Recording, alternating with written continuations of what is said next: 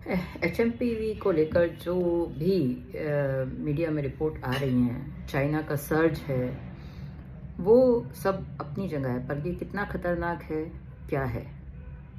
चलिए आज फिर से इस पर थोड़ी सी अपडेट देते हैं। मैं डॉक्टर रूबी बंसल, आपके इन्फेक्शन डिजीज स्पेशलिस्ट। अपडेट अभी तक देश में जो है करीब 7 एचएमपीवी के केसेस हैं, जो स्पेशली मोस्टली बच्चों में हैं। ऑल्दो बड़े लोगों में भी ये केस पहले भी रिपोर्ट हुए हैं। अगर हम बात करें अपनी ही हॉस्पिटल जैसे कि मैक्स वैशाली की, तो हमने लास्ट ईयर एक केस हमारी पल्मो टीम ने रिपोर्ट किया था, HMPV induced myocarditis, which is a rare case जो पब्लिश भी हुआ था।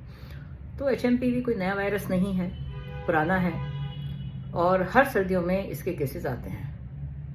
ओनली थिंग जो अभी सर्विलेंस कोविड के बाद से ज़्यादा बढ़ गया है, टेस्टिंग मेथडोलॉजी एडवांस हो गई है, तो उसकी वजह से ये बायोफायर एक टेस्ट होता है, उसमें डिटेक्ट होने लगा है। तो जो केसेस हॉस्पिटलाइज्ड होते हैं, वेंटिलेटर पर हैं, सीवियर रेस्पिरेटरी ट्रैक्ट इन्फेक्शन है, उसमें इस तरह का टेस्ट भेजा जाता है जो कि 15 से 20 वायरस और डिजीज़ को डिटेक्ट कर सकता है। तो ये उनमें से एक है, ह्यूमन मेटा न्यूमोवायरस। तो ये इस वजह से ये डिटेक्ट हो रहा है, परंतु चूंकि इसको चाइना की लाइमलाइट मिली हुई है, तो इसलिए ये इसको लाइमलाइट काफ़ी ज़्यादा मिल गई है चाइना की वजह से। आप लोगों का डर अपनी जगह ठीक है, कोविड भी इसी तरह से शुरू हुआ था। कोविड का जो था वो भी चाइना से ही शुरू हुआ था, और इसी तरह से पहले सब लोग यही कह रहे थे कि केसेस नहीं होंगे और कोई डिफिकल्टी नहीं है, परंतु धीरे धीरे पूरे देश में, पूरे वर्ल्ड में ये कोविड ने अपनी जो तबाही मचाई थी। परंतु इम्पॉर्टेंट बात हमेशा ये ध्यान रखिए कि पैनिक नहीं करना है। पैनिक से ज़्यादा इम्पॉर्टेंस है अवेयरनेस की, आपकी नॉलेज की और आपकी प्रिकॉशंस की।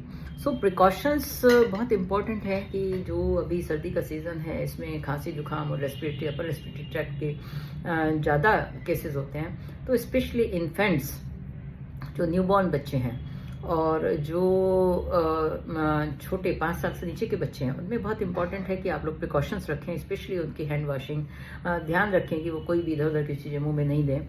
और जो माताएं हैं जो फीड कराती हैं, स्पेशली ध्यान रखें कि अपने हाथों को धोकर अच्छे से तभी बच्चे को फीड कराएं। तो उससे जो है अगर कोई इस तरह का वायरस है कंटेजियस, तो वो आपको उससे बचा सकते हैं। तो ब्रेस्ट को अच्छे से साफ करके फीड कराएं, हाथों को अच्छे से धोकर फीड कराएं। और अगर माता को कोई सिम्टम्स हैं, अगर मदर को कोई खांसी जुकाम के इस तरह के सिम्टम्स हैं, तो वो ध्यान रखें कि बहुत ज़्यादा क्लोज कांटेक्ट में बच्चे को नहीं रखें और मुंह पर मास्क लगाए और तब फीड कराएं, क्योंकि ये मदर्स मिल्क से नहीं होता है, परंतु कंटेजियस है, जो एयरबॉर्न है। तो छींकने से, खांसने से या टचिंग सरफेस से ये वायरस जो है फैल सकता है, और इससे के अलावा कोई भी रेस्पिरेटरी वायरस जो है इसी तरह से फैलता है। तो इन चीज़ों का ध्यान रखना है। आपकी अपनी अवेयरनेस बहुत इंपॉर्टेंट है, अपनी प्रिकॉशंस बहुत इंपॉर्टेंट है। बहुत ज़्यादा भीड़ भाड़ वाली जगहों पर मत जाइए, क्लोज रूम में बहुत सारे लोग इकट्ठे नहीं होइए। किसी को अगर खांसी जुकाम इस तरह के सिम्टम्स हैं, तो थोड़ा सा डिस्टेंस बना के रखिए या मास्क लगा के रखिए। घर में अगर आपको लगता है कि किसी को एचएमपीवी डिटेक्ट हुआ है, या अगर जो है नॉन केस है, तो थोड़ा सा आइसोलेशन, 2 से 7 दिन का आइसोलेशन से ज़्यादा की ज़रूरत नहीं होती है। 2 से 7 दिन में ये डिजीज़ खुद से ख़त्म हो जाती है, तो उसके बाद इन्फेक्टेड भी नहीं रहते। तो वो ध्यान रखना है। लोगों का ये ध्यान रखना है कि क्या कोई अलार्मिंग सिम्टम्स हैं। अलार्मिंग सिम्टम्स हैं कि कोई बहुत ज़्यादा सीवियर ब्रेथलेसनेस है। नेज़ल पैसेजेस को क्लीन करिए बच्चों के स्टीम से और नेज़ल ड्रॉप से। डॉक्टर की सलाह जरूर लीजिए। तो सेल्फ मेडिकेशन नहीं करिए। एंटीबायोटिक का इस वायरस में कोई रोल नहीं है। एंटीवायरल्स इस वायरस के लिए कोई भी अवेलेबल नहीं है, परंतु जानकारी ही आपका बचाव है। Prevention is better than cure. So prevention measure अपनाइए और पैनिक नहीं करिए। और किसी भी तरह की जो अगर कोई